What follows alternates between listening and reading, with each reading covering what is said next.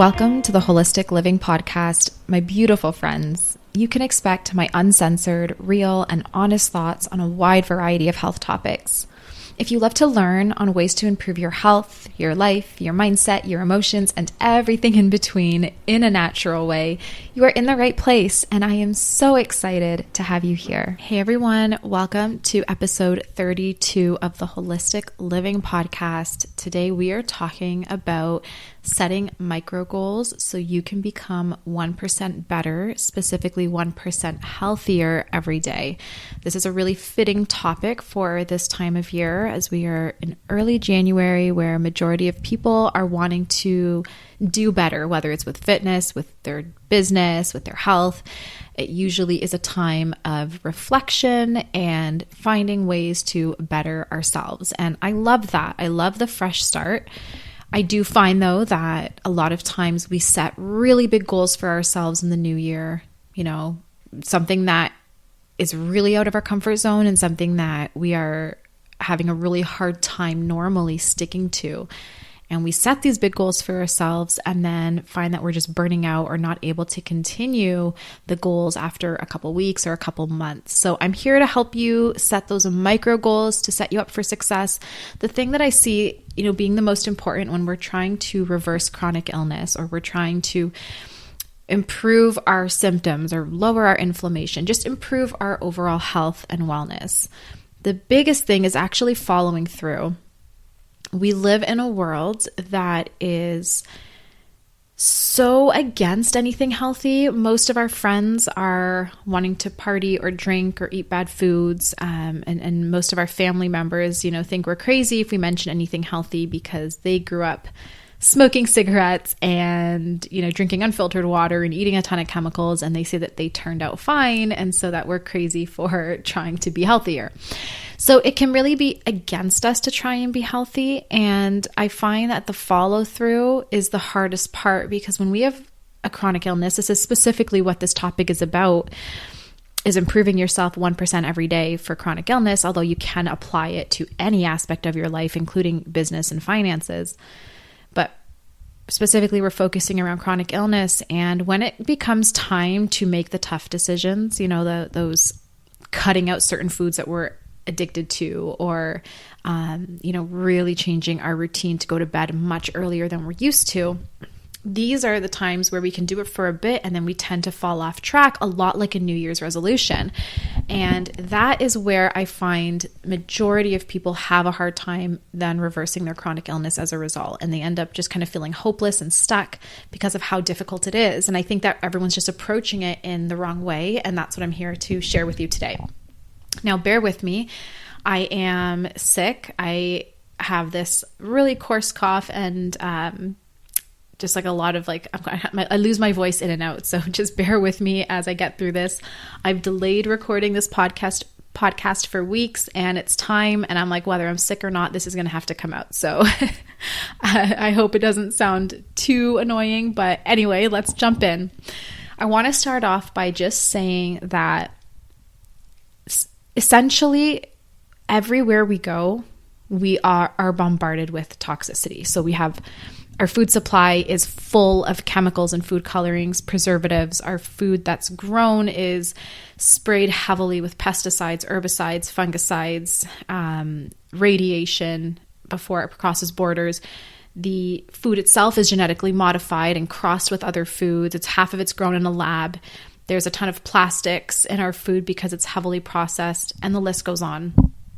Our water is, just as toxic. We have all kinds of medications, including birth control traces in our water, and tons of chlorine, which is hard on the liver and the gut, and fluoride and heavy metals and all kinds of viruses and other toxins in our water that we're drinking day in and day out, including high levels of plastics. And then our clothes are toxic. If you ever order something online, especially if it's coming from China specifically, they are having a lot of sprays on the clothes because of the long trip to North America specifically. And I don't know if it's formaldehyde, because a lot of companies have tested the clothing and they found high levels of lead and formaldehyde and other chemicals. You can smell it on the clothes when you are wearing them, when you're putting them on, and there's dyes in our clothes and all kinds of toxins that are being absorbed into our skin 24/7. There's high levels, over 2,000 chemicals in our makeup and our beauty products and our skincare products. We are a very over-medicated society as well. Most people that I know are on some kind of medication, whether it's just something basic like Gravel or Tums, or something more serious like heart medication, statins, and topical steroids and all kinds of things. So we are just very heavily medicated. Most people are taking Tylenol and Advil frequently, whether it's for period cramps or migraines.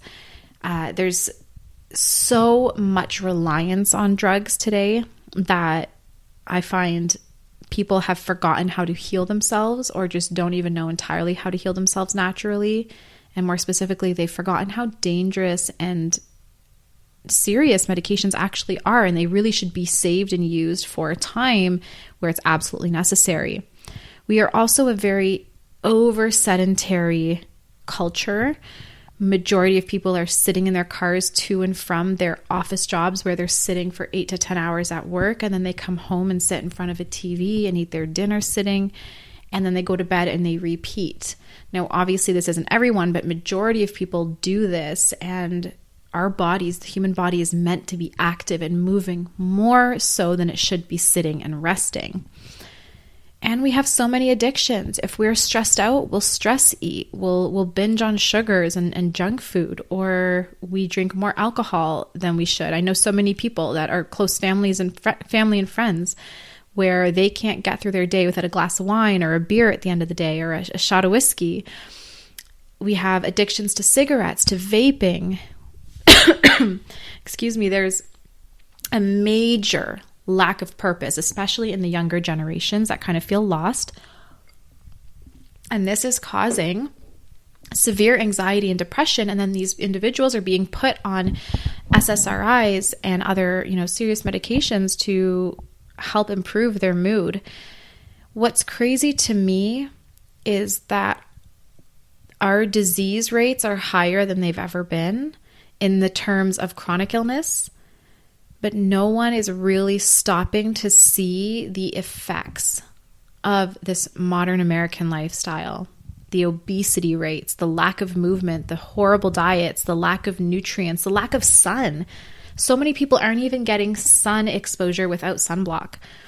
And all of this is adding little by little to a very serious issue, which is chronic illness and chronic disease. And then when the time comes where people are like, I am not doing fine, I have major health issues, I am overweight, my mood is awful, I'm so miserable, I'm depressed, that's when they want to start improving their health, which is great that they want to do that. But what they don't realize is the difficulty, how much harder it's actually going to be to improve your health and to reverse chronic illness when you're at that stage.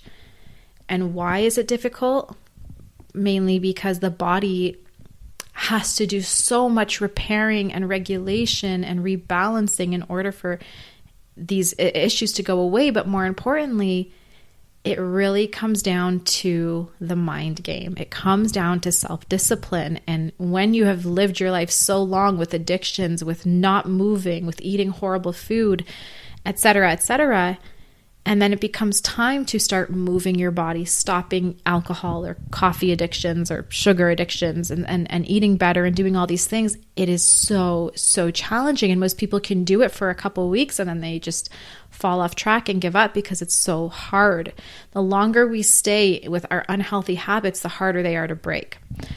So with all of that being said, that brings me to the topic for today, where I want to explain to you how you can successfully reverse chronic illness, but it really starts with the mind. It starts with how you are setting yourself up and the way you are thinking and changing your mindset, essentially, so that you can set yourself up for success.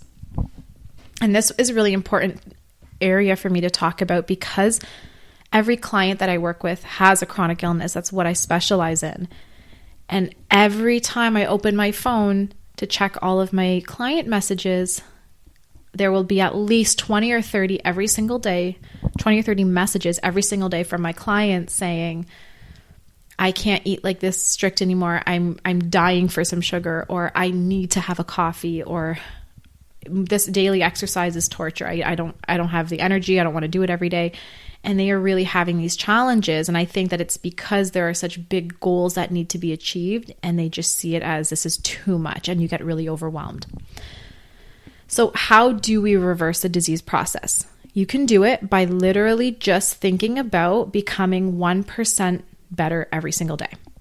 That's it. You don't need to do 100% better. You don't need to do 500% better every day. Excuse me, just 1% better. 1% is a very, very small amount. It's about the tiny little changes that you are doing daily that are easy enough that you can do them every single day. And then it gets to a point where it becomes a habit, and then it becomes something that you rely on, and then something you enjoy eventually. And then it's no longer a chore or a task. It's something that you get excited about and want to do. And that consistency day in and day out of tiny little things that can benefit your health is what your body's relying on. And as your body's relying on it and it's consistently receiving, it will start to let go of toxicity. It'll start to regulate. Your hormones will regulate. Your mood will regulate, etc. So let me explain a little bit more about what I mean. And like I said before, it starts with setting those micro goals. So first and foremost, do not set huge unattainable goals for yourself. Some people can set really big goals, jump in and stick with it, but that's not the case for most people. I would say 99% of people, it's not the case for, especially if you are a person that has addictions or habits, or you form addictions or habits quite easily.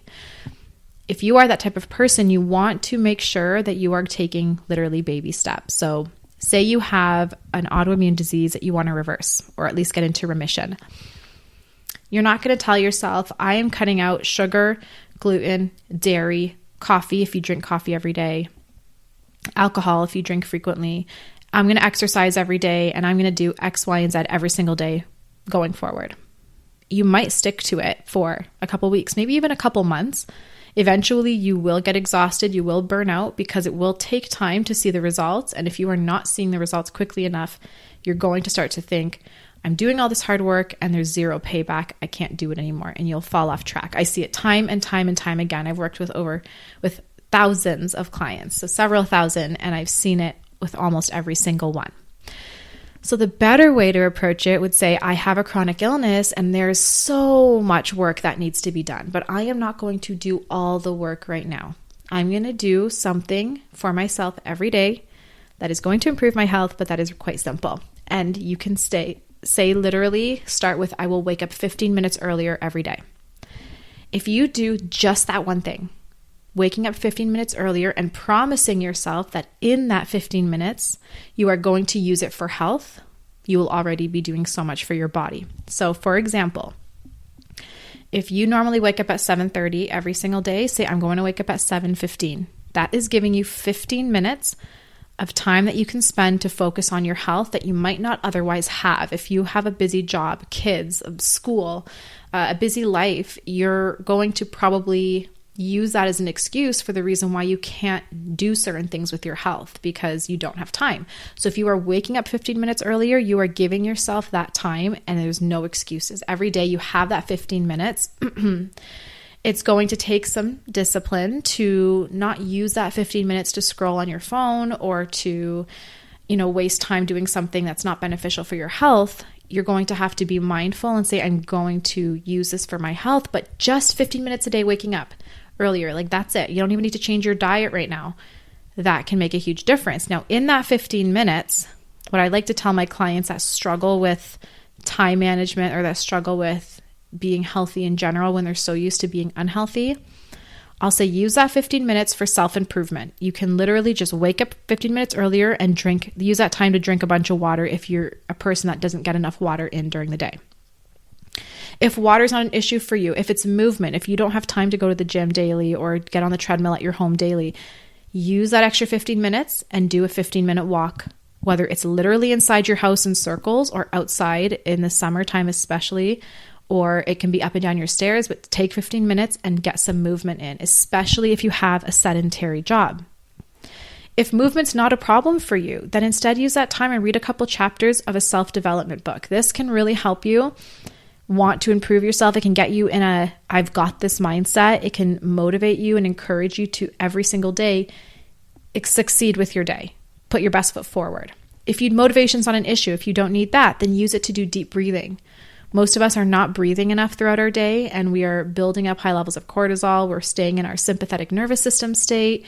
We're not detoxifying through our lungs. So deep breathing is essential. And if you are a person who naturally doesn't get your heart rate elevated enough for long enough, say through workouts, so where you're getting that like heaving and that deep breathing, then it's the perfect time to sit down, relax, and take 15 minutes of a really deep breathing session. You can do a guided session on YouTube or just turn a nice Spotify playlist on and breathe for 15 minutes.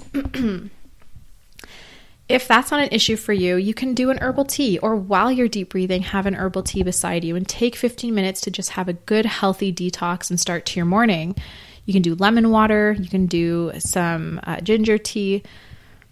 If all of that is stuff you already do and you want to do something different and you say, well, my mornings are so busy. I wake up, I grab something out of the fridge and I run to work. If your breakfast is not a healthy breakfast because you don't have time, then use that 15 minutes to chop some veggies and prepare something healthier for yourself in the morning. The list is endless. If you just wake up 15 minutes earlier and tell yourself these 15 minutes are going to be used for my health, if that's the only thing you do all day for your health, you are still improving 1% per day. Now, if that's something that you're already doing, or you don't need to necessarily wake up earlier, if you have enough time in your day, it can be something simple like if I'm going to bed at midnight every day, you want to get closer to your circadian rhythm. So you ideally want to sleep around 10:30 at night instead of midnight or 1 a.m. So if going to bed late's your issue, you can say every day I'm going to bed 1 or 2 minutes literally on the clock earlier. By the time you get to the end of the year, you're going to be going to bed at a great time. If that's not a problem for you, if you don't want to go to bed a couple minutes earlier, 5 minutes earlier each night, whatever it is, you can say, I am going to have 1 extra salad a day or 1 extra green smoothie a day. These are little goals. This is something you can achieve. If you tell yourself, even if I've eaten 10 boxes of pizza and 10 donuts today, I'm still going to have my green smoothie. That green smoothie can be your 1% every day.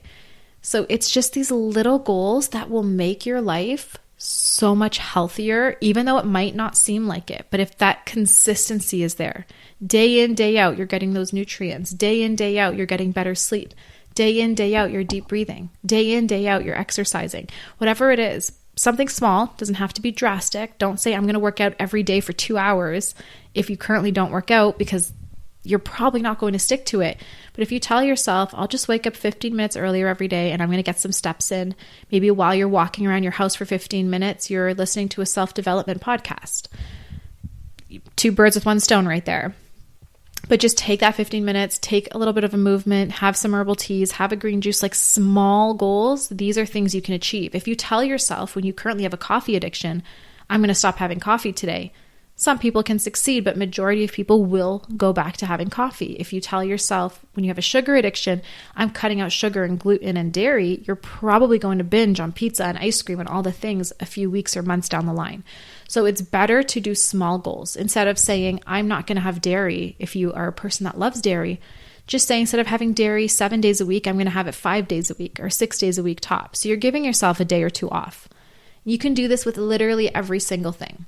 So those micro goals versus drastic, huge goals that are unattainable is how you're actually going to stick to being healthy day in and day out. And because the goals are small, if you're having a really bad day, if you're feeling depressed, anxious, if you're running out of time that day, if you're losing your mind, these goals are small enough that you can still do it, and it'll take a couple minutes out of your day without making you feel like you're going to lose your mind from stress. A green smoothie takes a few seconds to blend up. So even if you get home from work and it's 8 o'clock at night and you're like, I am exhausted, I want to put my feet up and watch a movie, you can go to your blender, dump some greens and fruits in there, blend it up, and you've just got some healthy nutrients that took seconds. So these are little things that no matter what your day looks like, you can squeeze it in. Now, with that being said, you also can't expect 100% perfection. If you are the type of person, which I am, so I completely understand and relate to this, if you're the type of person that likes perfection, this is probably a very big challenge for you. When I started my health journey and I wanted to go gluten-free, well, I had to go gluten-free, dairy-free, sugar-free, and nightshade-free, and bad oil-free, excuse me, and all the other things free. And I was currently like a sugar addict and a junk food and processed food addict. That was extremely hard for me. And so when I would avoid the foods, but then have a slip up, I'd go out and eat something, or I just couldn't avoid all those foods and I would just have a little cheat meal. Because my perfectionism would come out, I would just be like, well, there's no point in me continuing because I just wrecked everything. And then I would want to stop. And the same thing would be if I was exercising and I missed a day or two because I was sick or because, I couldn't make it that day because I had exams. I would just say, well, there's no point. I already missed I already missed 2 days this week. I'm going to skip the whole week. And what that did was it was just saying that, well, this isn't a thing that I need to be consistent with. So what you need to do is say consistency over perfection. If you miss a day with your healthy diet or with your healthy goals that you set for yourself, who cares? Just start tomorrow again. You always have tomorrow. You start. If you missed in the morning, start in the afternoon. If you missed the afternoon, start in the evening. Or again, start tomorrow. You don't need to say, well, because I just had this cheat meal in the morning, I had a donut for breakfast, I'm going to just go and have pizza and wings and junk food the rest of the day because I already ruined the day.